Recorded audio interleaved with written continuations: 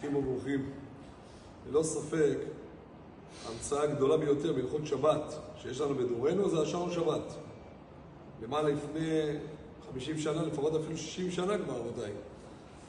בזמנו כשיצא הדבר הזה, בעל האגרות משה, רבי משה פיינשטיין, יצא בחרב ובחנית על הדבר הזה.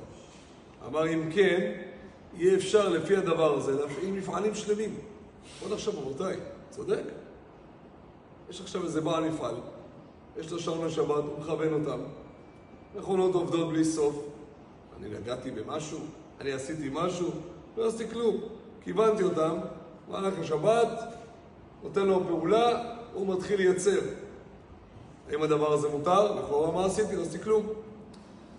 ודאי שלא לזה התכוונו רבותיי. כשאמרו שעון שבת התכוונו מה שנקרא במרחב הפרטי של האדם. לצורך האישי שלו. או פלטה, מזגן, דברים כאלה רבותיי. כמובן נתת דברים כאלה שיעורים, זה בעיה. זה סכנה רבותיי, אנשים יכולים להגיע מזה רחוק מאוד.